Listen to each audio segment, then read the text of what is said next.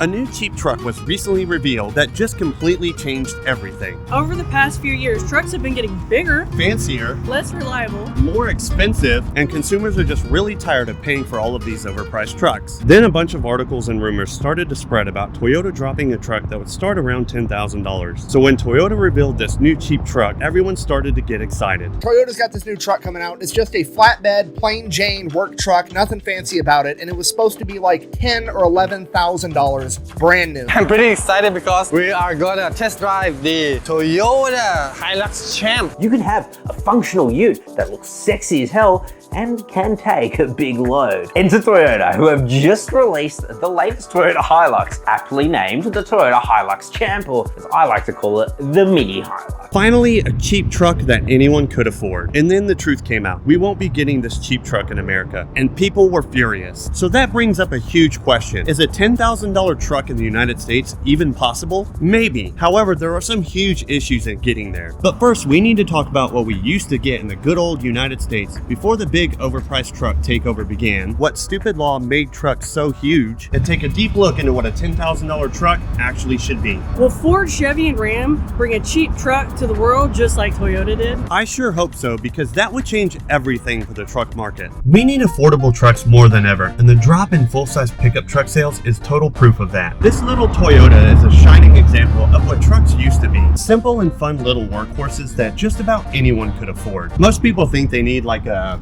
really gigantic truck to actually do anything that they need to do for work. But a truck like this is all you really need nowadays. 2 doors, a decent sized cargo area in the bed, simple things like roll up windows, manual door lock, a manual transmission, which a lot of people just can't even drive anymore. But if you look into the interior, it's just really simple. You've got all your gauges here that are also manual. You've got your blinkers right here. You've got your windshield wiper stack here. The AC controls are easy to understand. You can reach it with your hands. And you can always upgrade a stereo if you need to. And one of the biggest things about older trucks like this, and let me show you here, you pop the hood right there, and if you walk around, you have Toyota's forever reliable 22 RE engine.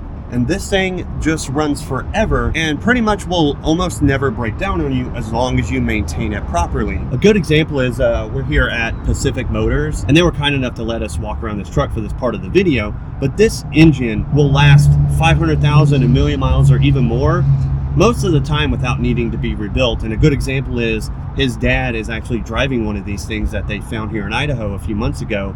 And this engine has 500,000 miles on it without ever being rebuilt. Trucks like this Ford or this Chevy Colorado, they're putting turbos in these engines, which are a lot more costly to maintain and harder to work on. And they just never last as long. But now we can't find any cheap trucks. And one stupid law sent us on a path that we may never recover from. And that's known as the chicken tax. The chicken tax is the reason why small trucks are so hard to come by in the United States. You see, back in the 60s, there was a trade war going on, and the US slapped a tax on imported brandy, potato starch, dextrin, and you guessed it, light-duty pickup trucks. Now, why do we call it the chicken tax today? Well, the tax was a response to Europe slapping tariffs on US chicken exports. So, in retaliation, the US decided to tax those random goods like brandy, potato starch, and dextrin. And unfortunately, light-duty trucks got caught in the crossfire. Fast forward to today, and that tax is still around at a whopping 25%, making it expensive for foreign automakers to bring their small trucks into the US market, and screwing consumers out of cool cheap trucks like the Toyota Hilux and the new $10,000 Toyota IMV0. So what does this mean for truck buyers in the land of bald eagles and V8 engines? Well, it means fewer options when it comes to choosing a smaller, more affordable truck. The chicken tax has essentially limited the variety of trucks available in the USA, keeping the market dominated by larger,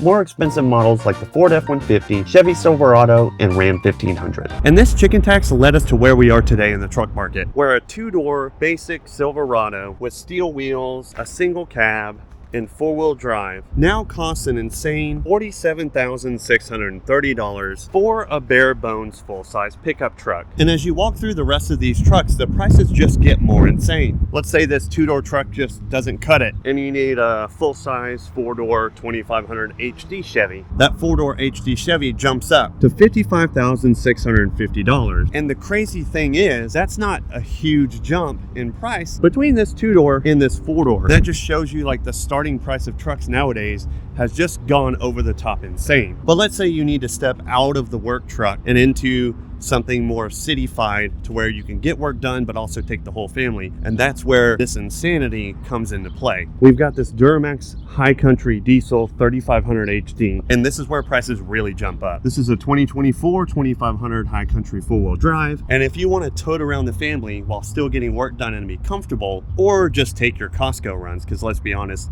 most people don't use trucks for truck things, it'll run you $88,585. So that was the HD truck. What about something a little bit more normal, like the Chevy ZR2 with a V8 engine, and it's going to cost you a whopping $77,100. And even if you didn't want something fancy like this ZR2 where you take it off-roading and stuff, and let's say you just want something more basic, kind of mid-level, like an LT or this RST, you're still going to be paying quite a bit of money. For this LT, it's $70,955. And this RST right here, it's more of a mid-level trim and not meant for off-roading like that Trail Boss or the ZR2, but it's still going to run you $64,750. But Chevy does have a mid-range option, and that is the Colorado. But again, unlike a cheap pickup truck like that old black Toyota, the midsize trucks are still really expensive. This right here is a new Colorado Trail Boss, and it's pretty much one of the higher packages of this Colorado that you can get, but it's not the highest that you can get. You're looking at $42,960. And while that's not super cheap, it's also not super expensive compared to some of the other midsize trucks you see nowadays. But a lot of the midsize trucks are $40,000, $50,000, some of them even going highs over $60,000. Toyota used to be the cheap truck leader, but now things like this Tundra right here, especially the TRD Pro, are getting more and more expensive to where even a used one with 4,000 miles is $65,995. And when you look at new ones, they're over $75,000 for the same thing. But they do have something cheaper like the Toyota Tacoma, and this is the new one that just came out. But the base price have still been creeping up compared to the cheaper ones of the past. This is pretty much a basic Toyota Tacoma in the SR5 trim level, and it's two-wheel drive. So the cheapest you're going to be able to get on a new Tacoma is $39,589. And the funny thing is, if you compare this Tacoma to that ZR2 Chevy that was what, $42,000, the Chevy surprisingly becomes the better deal, which honestly really shocks me because the Tacoma does creep up pretty quickly in price. And one example is this TRD Sport right here. It's four-wheel drive, has a little bit more fancier wheels, and with that fanciness comes a higher price. So this 4x4 double cab long bed Tacoma TRD Sport will run you $45,240. And so the prices just keep quickly creeping up at Toyota, and that's where that little $10,000 Toyota comes into play that everyone wishes they had, because we want something simple, cheap, easy to fix, that we can just go around, get work done, two doors, have some fun, maybe manual transmission, and not really break the bank with something that we just don't need. There's another brand other than Toyota that used to be a leader in the cheap truck market, and that would be Nissan. Nissan used to have the really cheap two-door hard-body pickup trucks that kind of resembled the old Toyota pickup truck, but just with Nissan's own spin on it. It was super cheap, really reliable, and a heck of a lot of fun. Today, that cheap hard-body pickup truck has morphed over time into the Nissan Frontier. And of course, like every other midsize truck, it's getting a little bit bigger, and it's also getting a bit more expensive. But as we look at these Nissan trucks, they're actually one of the cheaper ones, more in line with the base model Tacoma. And so this Frontier, this really pretty maroon one, while still expensive for a small truck, it's one of the more cheaper ones that actually have a full bed. So this 2024 King Cab SV is gonna run you $38,805. And that's pretty much with aluminum wheels, cloth interior, and only two doors. So while 38 is low, I feel like you should be able to get a $38,000 one that has at least four doors, but that's just almost impossible to find in today's market. And speaking of cheaper trucks when it came to Nissan in the past, Nissan actually did make a throwback to the hardbody truck, which I think is kind of cool, but it ain't 20 grand. And that's this Frontier right here. That's a throwback to the original hardbody truck. It has the wheels that are pretty close to what it was. It's got the graphics and decals all the way around it. It's got a more black bumper to keep it that retro feel, and this head rack in the back to mount other things, and you can even probably throw some spare tires in there somehow. But this is really cool that they did a throwback to the retro version of the hardbody pickup truck. The only problem is it's just not as cheap as what we're looking for. This one will run you $47,135 for a retro throwback of the Nissan Hardbody pickup. And while that's cool, it's just not the cheapest mid-size truck that you can get right now. But there is someone that has a truck under 30 grand. This is the base model Ford Maverick, and it's currently the cheapest truck on the market here in the USA. And while it's cheap, it's still not $10,000 to $15,000. A base model Ford Maverick with plastic trim, steel wheels, and a cloth interior is still gonna run you anywhere from $26,000 to $27,000. And right now, that's pretty much as cheap as you're gonna get for a small truck in the USA right now.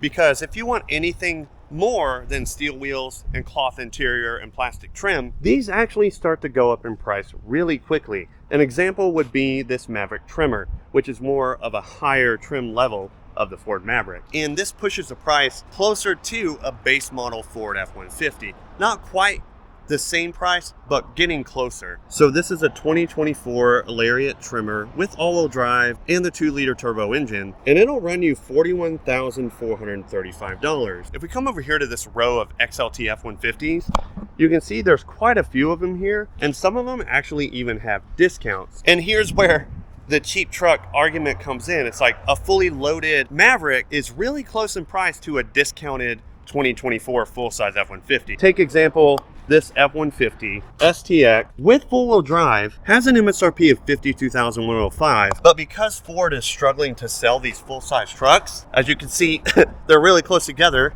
because they have so many. There's pretty good-sized discounts of $7,510, bringing the price to $44,595. So that is only $2,000 more than buying this fully loaded Trimmer Maverick. And that's where it comes into play that we just need cheaper, smaller trucks that are not unibody like this Maverick. And why so many people were disappointed when Toyota's new $10,000 truck wasn't available here to buy in the United States. Because some people just want something small, fun, 2 doors, and we just can't get that anymore. If a base model Ford Maverick is $26,000 to $27,000, what else can they remove from Ford, Chevy, Ram, Nissan, any of those manufacturers on a US market vehicle to make it $10,000 to $20,000? They would have to remove quite a lot, and I don't know how they can take any more off of it. So is a $10,000 to $20,000 pickup truck in America possible? Maybe, but one of these manufacturers is going to have to take really steep action to make it happen and make a lot of people happy. And whoever does that first is going to be the big winner in the US truck market, in my opinion. Make tiny trucks great again, and don't forget to hit that like button.